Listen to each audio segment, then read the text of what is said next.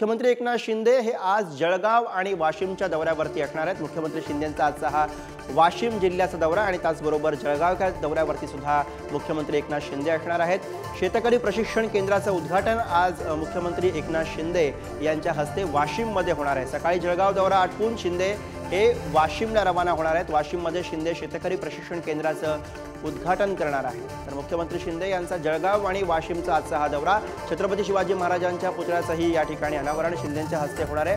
मुख्यमंत्री एकनाथ शिंदे आज जळगाव आणि वाशिमच्या दौऱ्यावरती। तर निवडणुकांच्या पार्श्वभूमीवरती मुख्यमंत्र्यांच्या दौऱ्याचा सुद्धा झंझावात आपल्याला महाराष्ट्रभर बघायला मिळतोय आणि या पार्श्वभूमीवरती आज होत असलेले दोन महत्त्वाचे दौरे जळगाव आणि वाशिम या ठिकाणी मुख्यमंत्री एकनाथ शिंदे आज असणार आहेत। आणि याविषयी अधिक बोलण्यासाठी सचिन गोसावी आपले प्रतिनिधी सध्या आपल्या सोबत आहेत। सचिन, मुख्यमंत्री एकनाथ शिंदे यांचा आज होत असणारा हा वाशिम आणि जळगावचा दौरा कसं नियोजन असणार आहे, काय काय कार्यक्रम या ठिकाणी होणार आहे? निश्चितच गुरु, जर आपण बघितलं तर मुख्यमंत्री एकनाथ शिंदे आज जळगाव जिल्ह्याच्या दौऱ्यावर येणार आहेत। 10:30 वाजता त्यांचं जळगाव विमानतळावर आगमन होणार आहे आणि त्यानंतर ते या जळगाव विमानतळावरून ते वाशिमकडे जाणार आहे। त्या ठिकाणी विविध जे विकास कामं आहे त्यांचं उद्घाटन झाल्यानंतर ते हेलिकॉप्टरने जळगाव येथे येणार आहे।